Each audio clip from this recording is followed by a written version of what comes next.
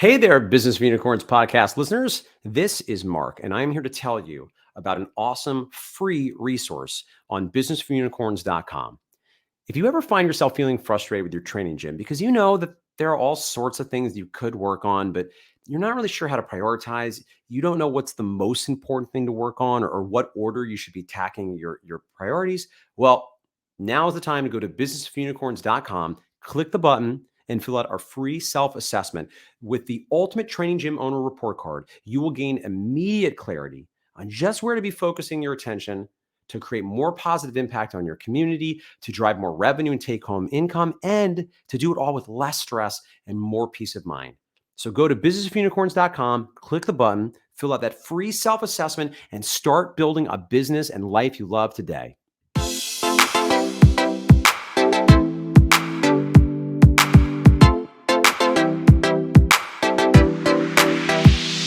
Hello, fitness business nerds. Welcome to another episode of the Business for Unicorns podcast. I'm here again today with your boys, Pete and Mark. What's up, gents? Hello.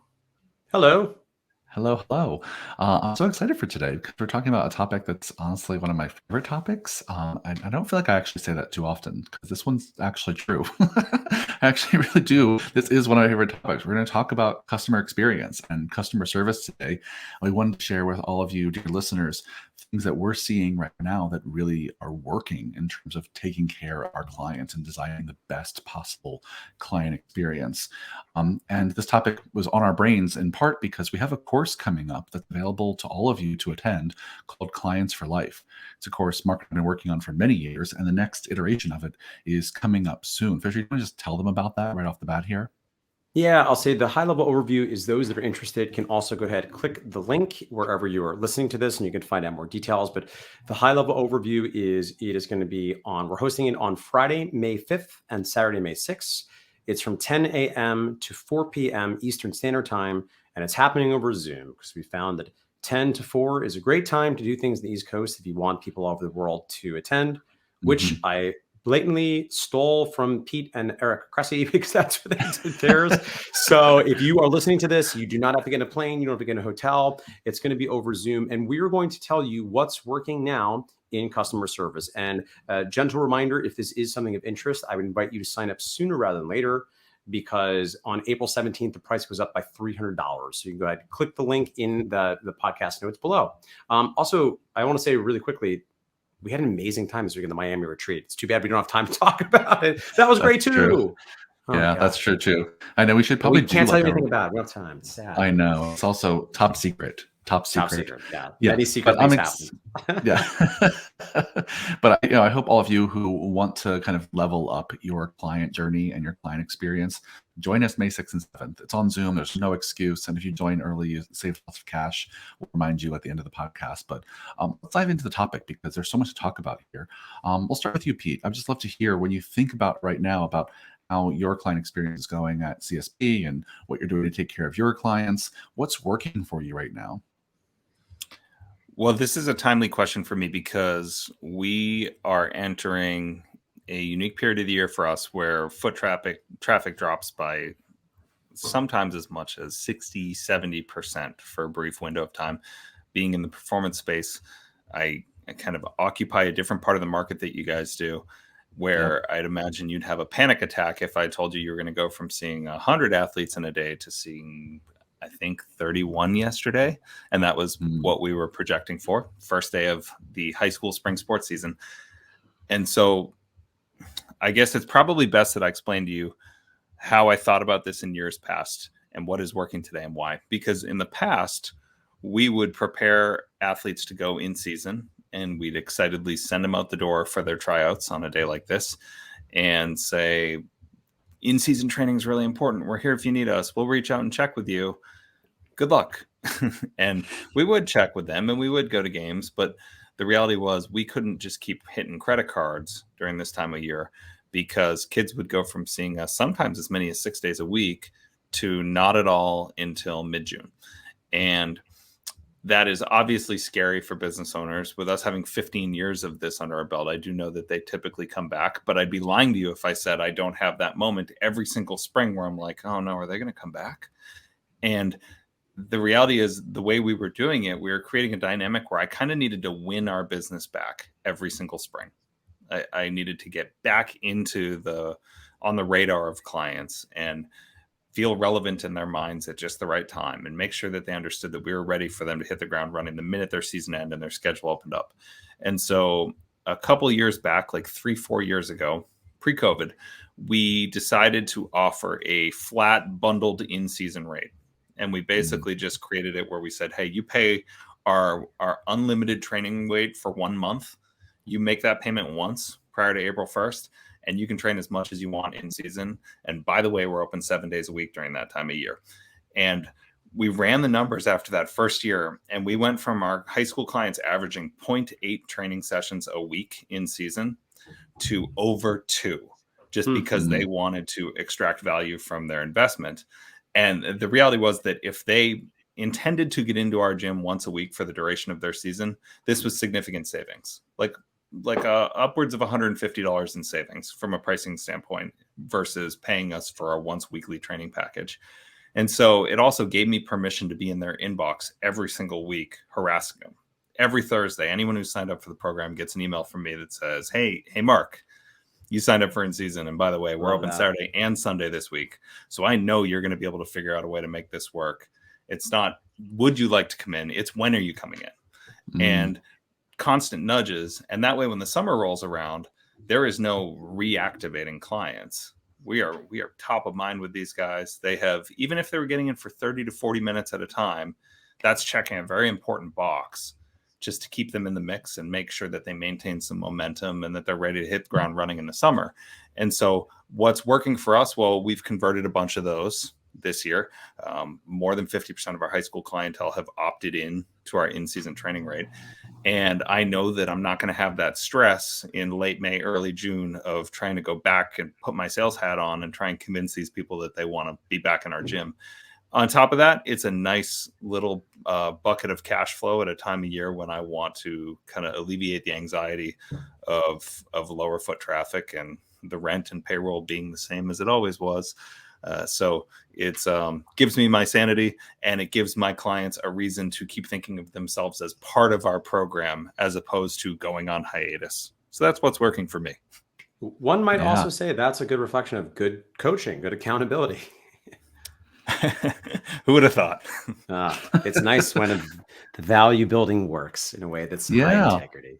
Well, how embarrassing is it that it took us a decade to learn that lesson too?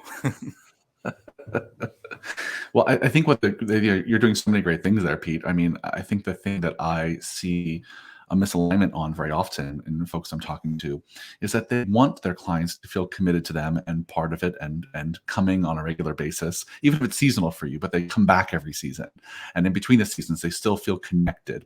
And then often their pricing strategy and their service options don't mirror that. There's a misalignment between what I'm trying to sell you and what the behavior is I'm looking for you as a client. And it seems like you've done a great job of just like, boom, aligning the shit out of those and being like, we're actually going to sell you the thing that aligns with the behavior we want from you that's actually going to get you results. It's better for both of us. You're coming more, they're coming more than twice as much, and they're not spending twice as much. And you, the business, you can sleep at night knowing that I have this revenue and I have this retention.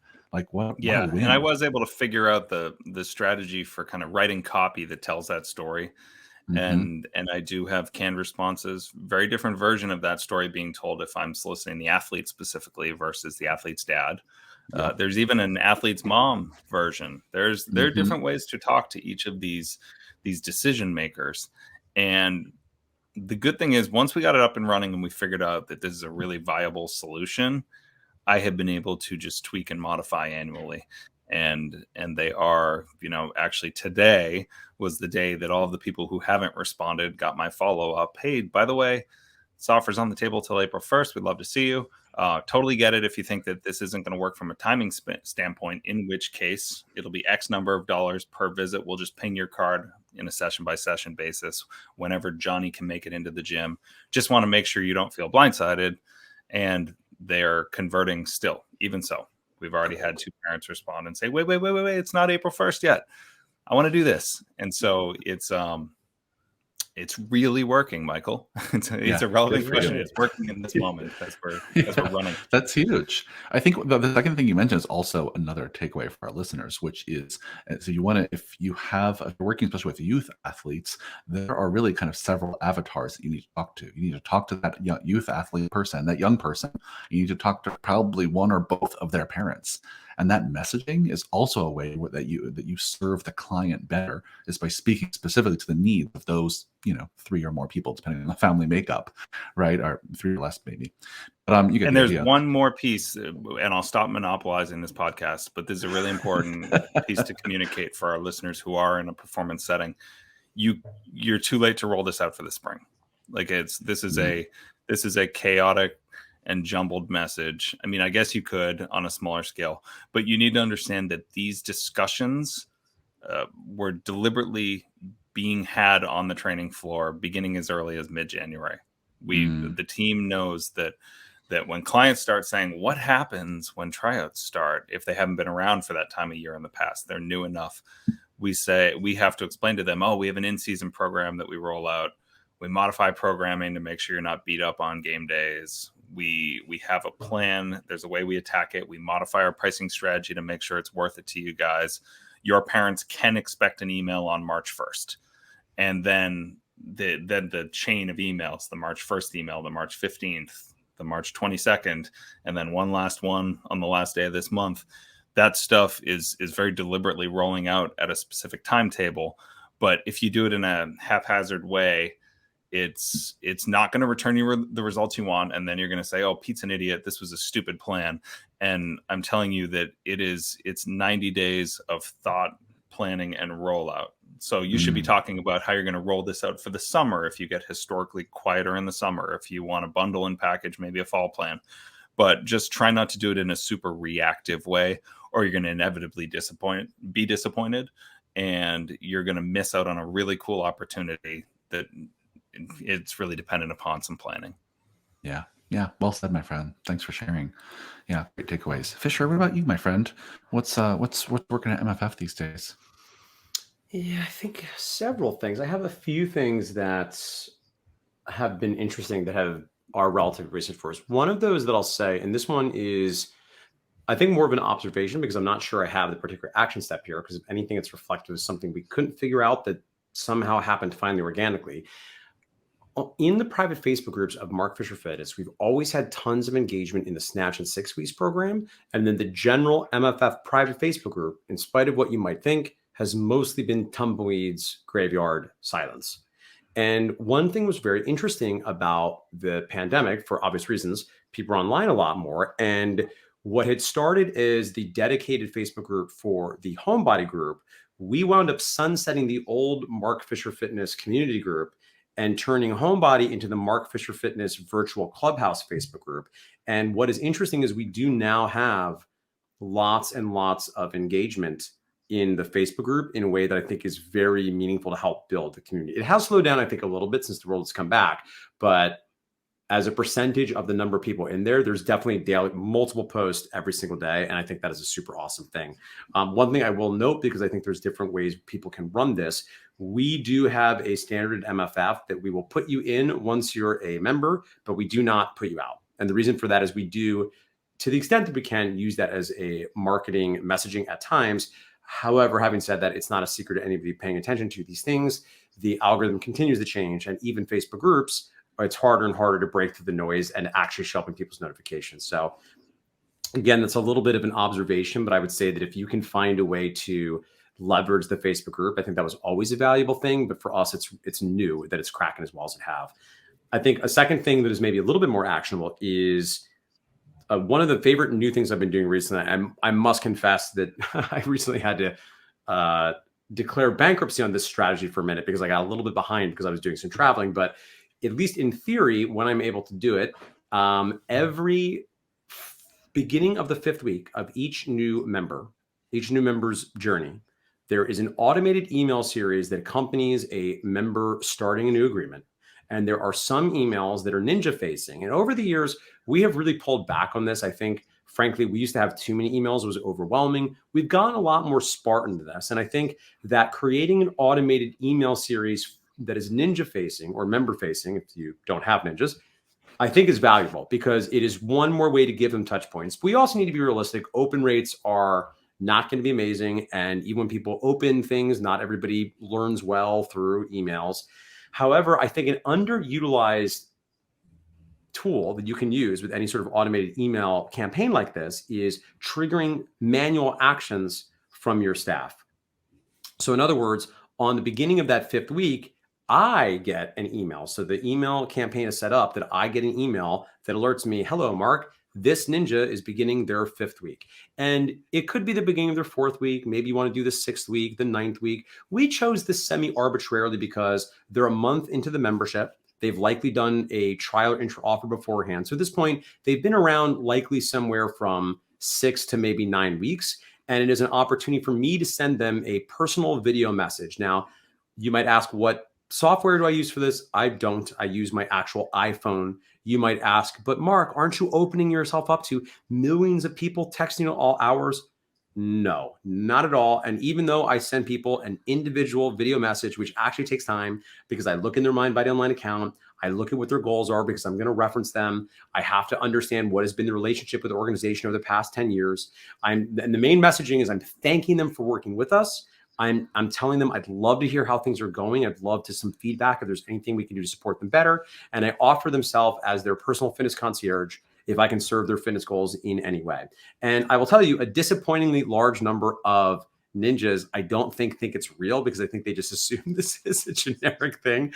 So part of the system, when I'm really on my game, is I will actually do up to 2 follow-ups where I will keep texting them and be like, it's me, real person here, because to the defense of clients, they just assume, well, there's no way the owner of the business took the time to actually send me a personal video message. However, when they do watch it, which I do think is more than half the time, because you're going to get a much better open rate on a video text than an email, I find that it is very powerful and people are moved. Now, admittedly, this probably carries a little bit more juice because our business is structured as such that I don't have FaceTime with the ninjas at all. I'm mostly a ghost that writes emails, a ghost that they hear about that exists. So I think there's something about that is admittedly, I think, more impactful if you see them every day. However, nonetheless, I think if as the training gym owner, if you were to create some system that gives you some automated trigger for you to do a hyper manual, obviously labor intensive touch base. Maybe you don't do a video text. Maybe you do a personal phone call. This can look like a lot of different things,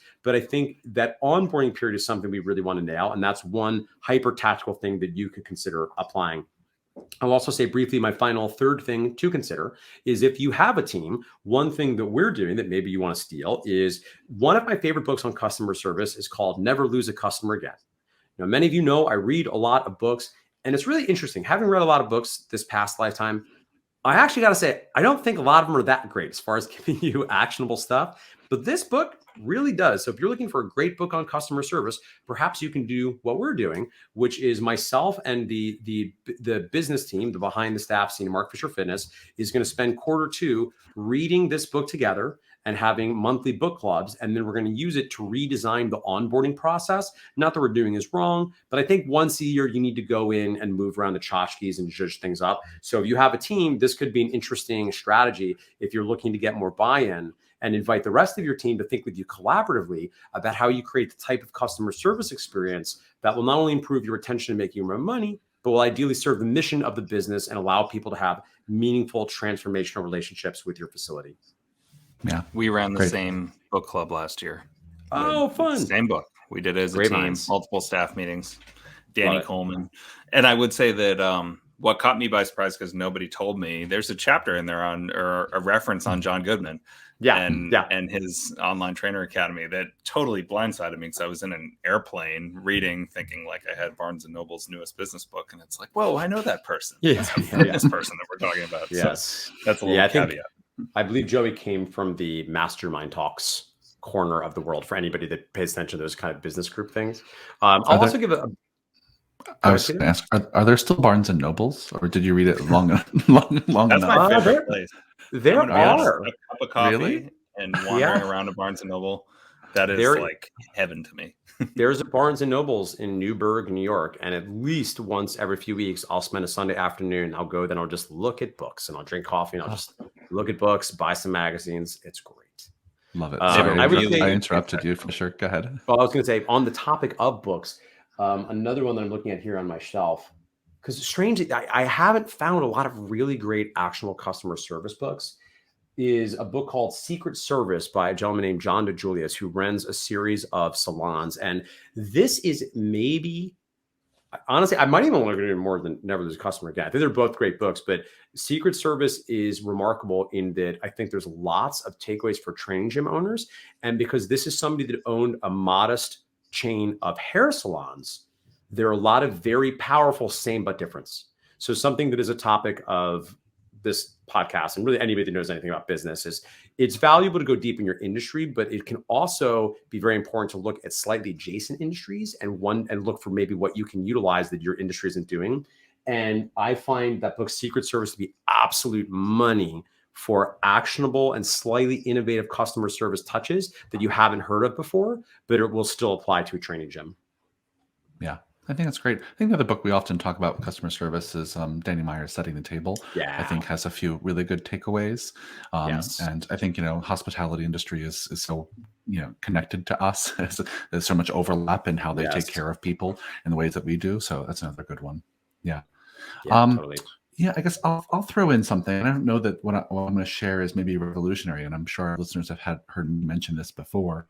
But I think all too often when we first start working with clients at Business for Unicorns, they come in very much with an attitude that their relationship with their clients are kind of one directional. Right. I tell my clients what I do. I tell my clients how to do it. I tell my clients what rates are. I tell my clients how to show up. I tell them what our policies are. I tell, and one of the things that I feel like we're constantly getting people to do that we work with, a lot of our unicorn sign members, is try to turn their relationship with their clients into a conversation, which often means there has to be give and take. And the thing that they're often missing is some clear mechanisms for feedback from their clients. So I think one of the things I've seen, I think we've all seen an explosion over the last 10 years, is the idea that every customer wants the experiences that they buy to be customized to them. Hmm. And for the most part, everything we do buy can be customized to us in one way, shape, or form. So the idea that there's like a one size fits all experience for every single customer is totally the idea of the past, right? And even in Clients for Life course, we talk about the platinum rule of treat other people how they want to be treated. I feel like that's a mindset shift that really takes a lot of work. And then not only is it a mindset shift for you as an owner to really have the idea that my business has to be in the business of customizing the experience to the extent we can for every single client, to meet them where they're at to the extent to which that's possible given our capacity.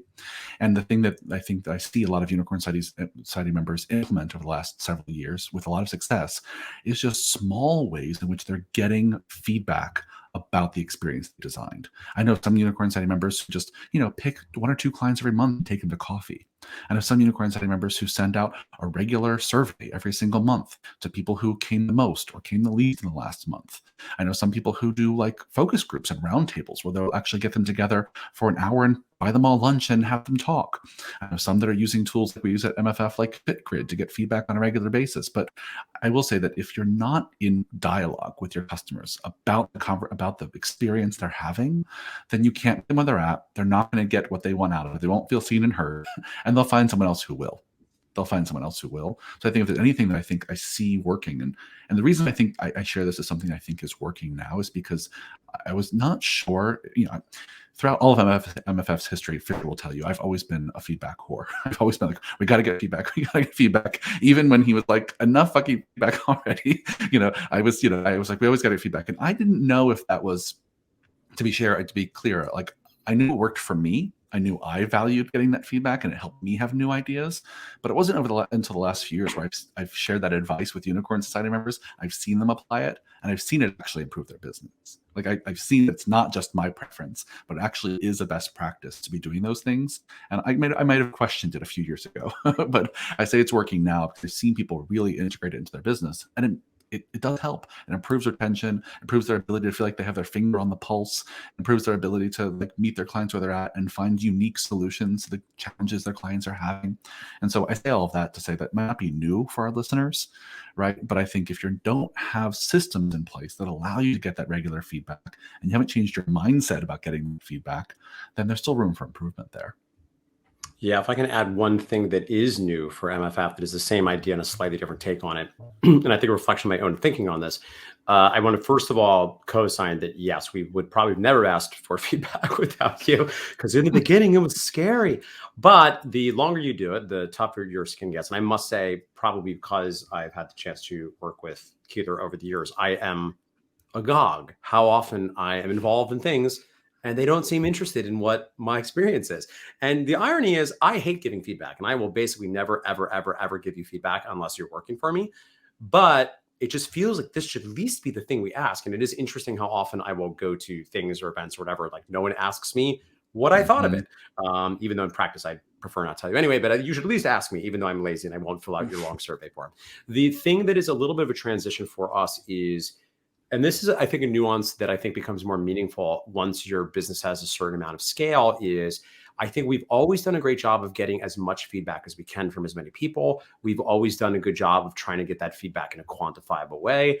And I think something that, and I, full disclosure, I haven't had the chance to do this yet, but recently did a survey internally among the team to identify who are 10 to 20, maybe not the 10 to 20 most, but 10 to 20 ninjas that we think are remarkably credible. They're a credible narrator. We love them. We think they're spot on. They're the exact type of people we love to work with.